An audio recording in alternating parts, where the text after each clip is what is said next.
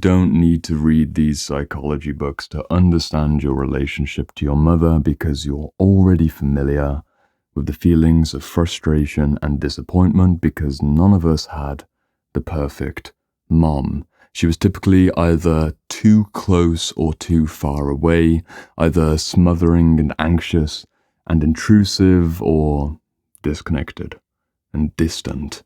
And maybe you're someone who even feels a little bit triggered at the idea that your mom was less than perfect. Maybe she's so idealized that you can't even see her flaws.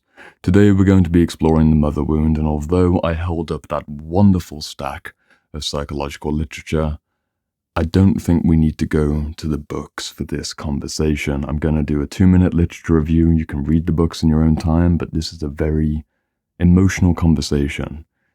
We've all got mothers, but the issue with talking about the mother wound, the mother archetype, and the mother complex is that we're talking about the whole spectrum of motherhood.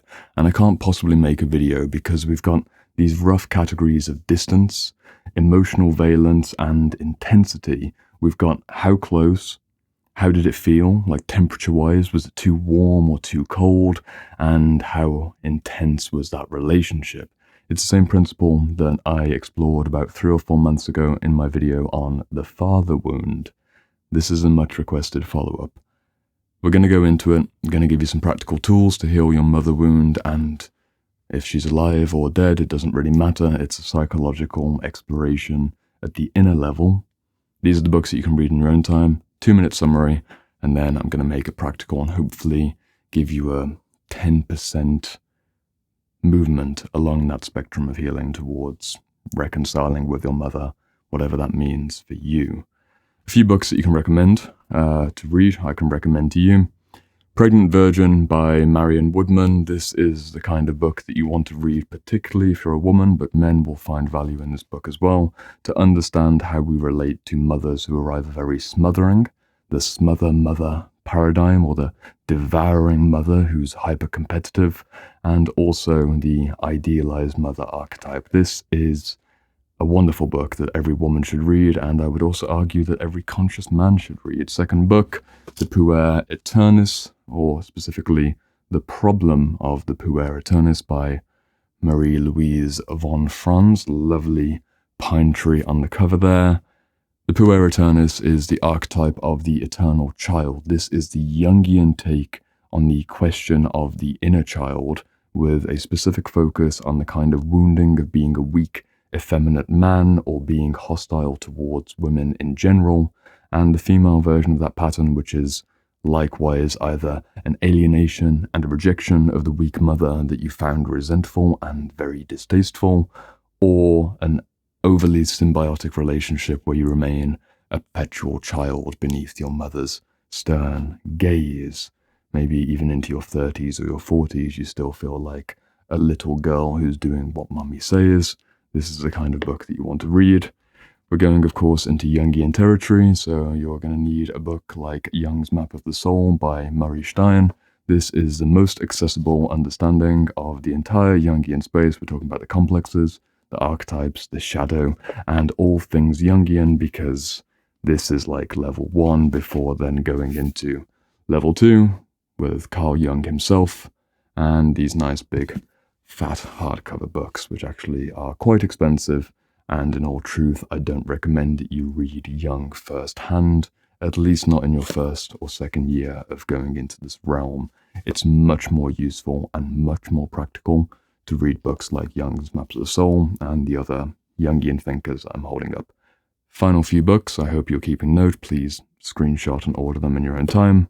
We've got another Jungian take. We've got Archetype by Anthony Stevens, and this book's quite interesting because it looks at some of the biological patterns, it looks at some of the evolutionary perspectives on the archetypal theory.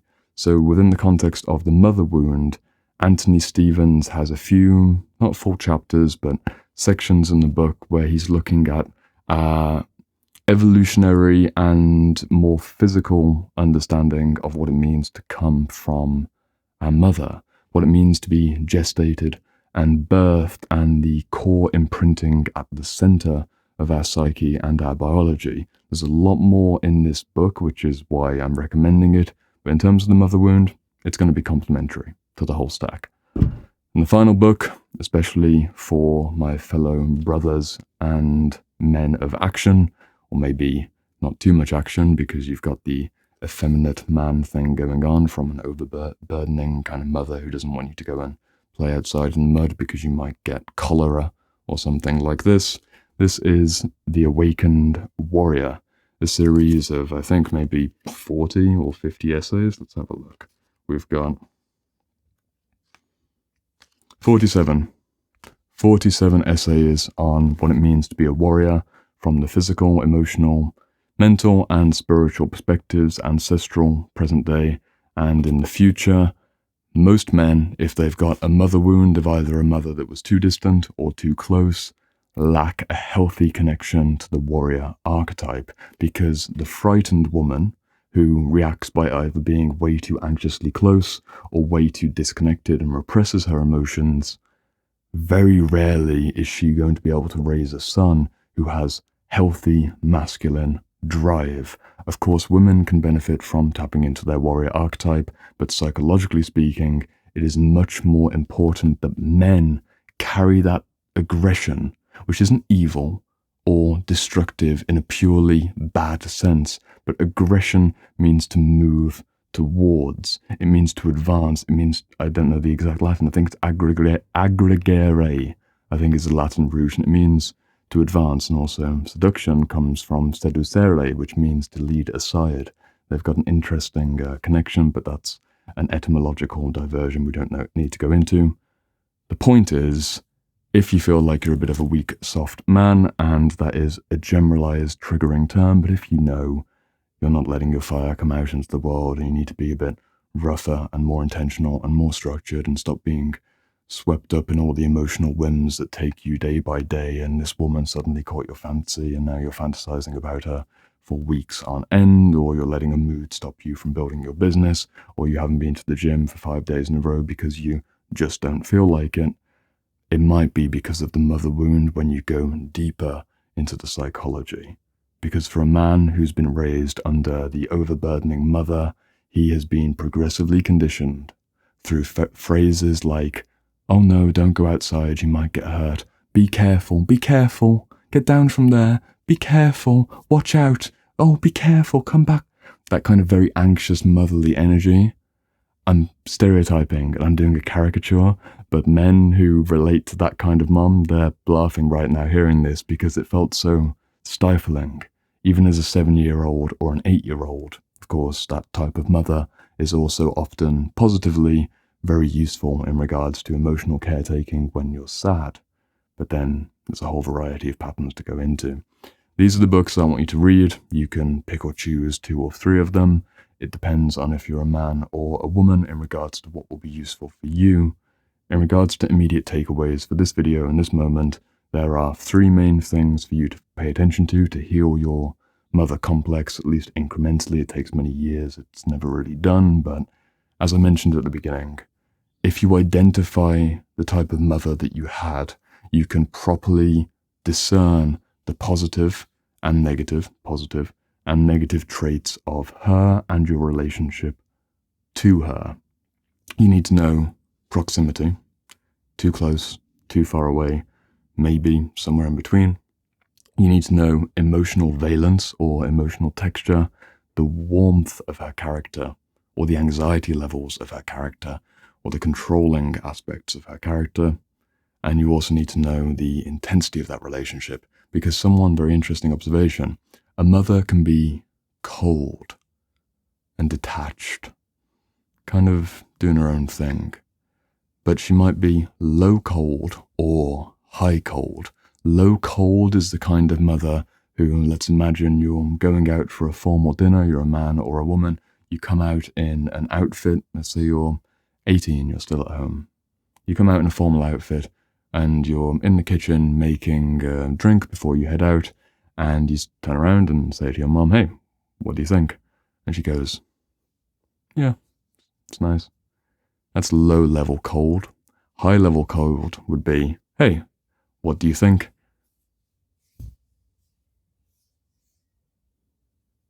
that seething coldness, the coldness in a look.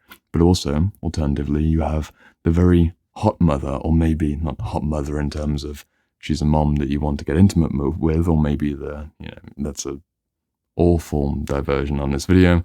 You have a warm mother whose emotional heat is both comforting and burning. There's a huge range of difference, which is why it's so difficult to make a video like this for you, between the warm mother whose presence feels like a loving hug and always makes these wonderful home-cooked meals and is genuinely involved in family life in a life-nourishing way. Maybe she keeps the family photos and she tells the family stories and she, really, really good mother energy.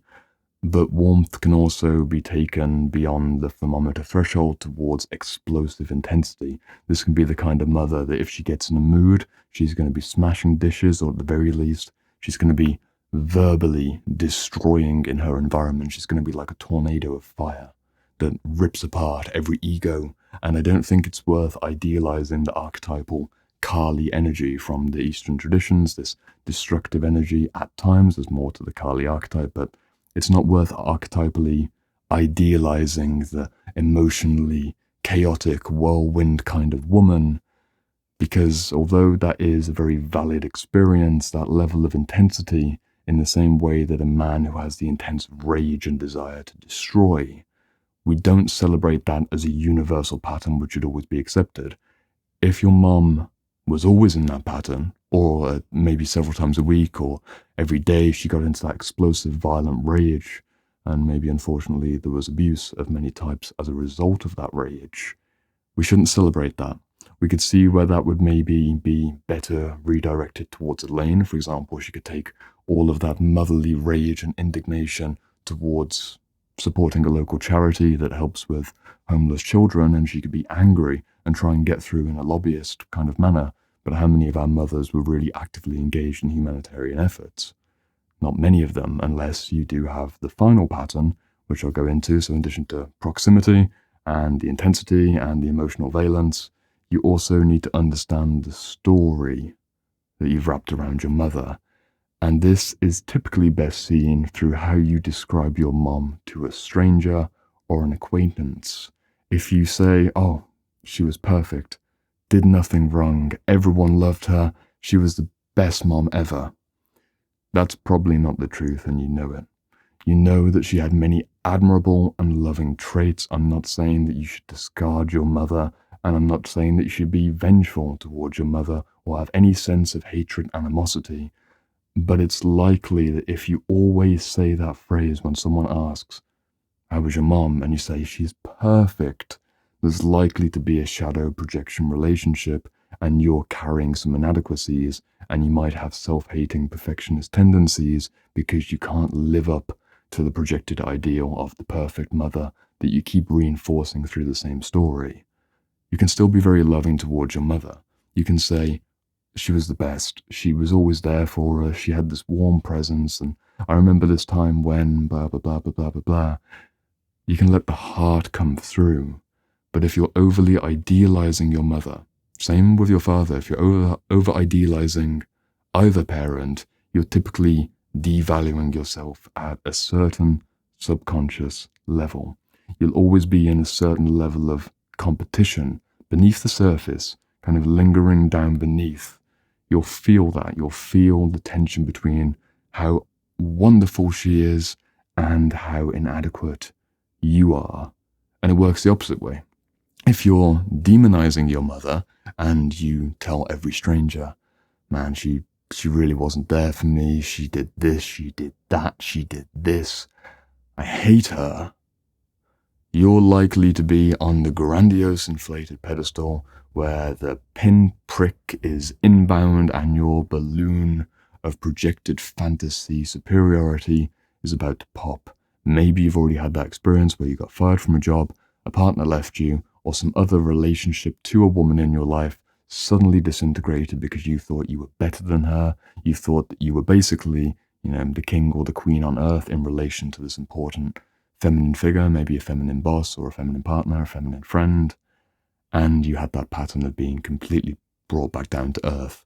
You can see how it ties all the way back in to this projected narrative towards your mother. If she is the demon which you need to fight against, and in your mind you still hold resentment and revenge fantasies, it's likely that you're setting yourself up for a lot of pain in the future. If you're a man, you're probably setting yourself up for a divorce or a major affair or a huge breakup, or just even that perpetual feeling of boxing against your partner. Not literally, but shadow boxing against your partner because of the unresolved issues with your mother. It's very cliche, but it's cliche for a reason. The stereotype holds value because it's generally true. And if you're alternatively over-idealizing your partner, over-idealizing your mother, you can see the undercurrent again, you're likely to fall into the Jungian idea of anima projection, or being fixated on the mother image or the feminine image, and in men this is most common in addiction to certain adult websites. I'm not going to say the word, it begins with P, and it destroys men slowly over time and saps our life force. That's an idealized feminine image. It's not the mother directly. We don't need to go too Freudian, but there's too much energy placed upon the validation of the mother, in the same way that on the other side, there's too much energy on the demonization of the mother or the feminine. And you'll also get this very interesting pattern with tomboys or girls that are way more masculine in their expression. It's completely fine.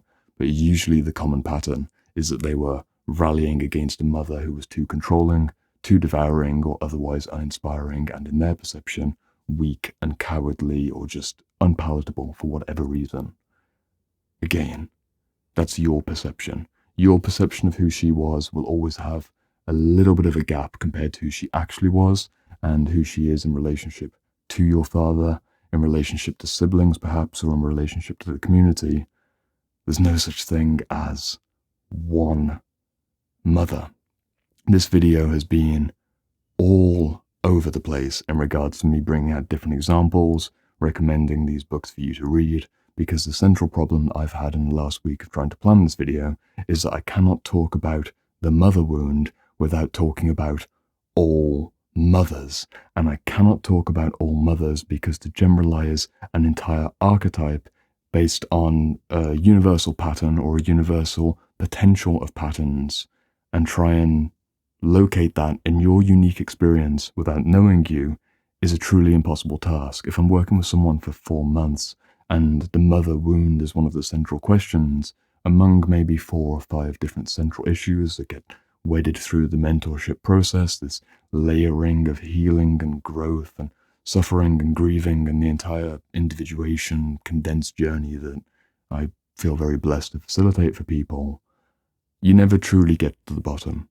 I never truly understand who their mother was because I'm going off their story, and even their story is related through their own trauma or narratives or ideals or morals. We can never get to the bottom of who our parents were. We change as we grow up. We feel very different about our mom when we're 20 to when we're 30 to when we're 40. For women, they typically get a major relationship shift with their mother when they decide to have children and they become a mother themselves. That's a huge breakthrough. And men have a similar pattern if they have a partner who they impregnate and then becomes the mother and their wife or their committed partner. They get a new understanding of what their mother went through. But it's a journey. Healing the mother wound and relating to the mother archetype is a lifelong journey because we're always going to be encountering mothers. Mothers at age 16 in dire circumstances, and great-grandmothers who are in their 90s, who we have a 5-minute conversation with at the supermarket. You've never fully resolved the mother issue because the mother is something which is always living. In the same way that father energy is always living, male energy, feminine energy, it's always expressing in different people that we meet and the different people that we get to become. It's a journey. It's an endless journey. Your unique life is your unique life in terms of practical takeaways from this video for what you can do to heal your mother wound and move forwards. I once more recommend going back in this video, reading 2 or 3 of these books, put a comment down in the comments section to just give someone a little bit of a push to make the extra effort to go on Amazon and spend $10 to $15 potentially changing their life reading one of these books, and then they'll go down and go, oh yeah, I should have actually read The Awakened Warrior as well, or whatever book it may be. Do it in your own time. You have to educate yourself. You have to go through the process. It's going to take many, many years. You will never get to the bottom of who your mother was because you were a child when you first started perceiving her. You will change. It will change so dramatically. Your perception of your mom being the worst creature ever, or being the most angelic being that could ever exist, that won't last. It's overblown in both directions. A good indication that you've healed your mother wound is that you can be in that central line, slightly to +1, or maybe to -1, positive, negative, idealization, demonization, and not straying too far from that middle band. If you can walk that middle path with minimal emotional volatility, you've likely resolved some of your mother issues to a healthy enough degree to focus on other things. But I hope this is useful. If you've enjoyed the video, once more, biggest gift you can give me is commenting the book that you're going to read to then encourage other people to read, because you'll forget you watched this video, but a book might stay with you for a lifetime. Paradoxically, that's the next video that I want you to watch, and I'll see you over there after you've left a comment. But then, next video in the series, we're going to go talk about more trauma. I'll see you there.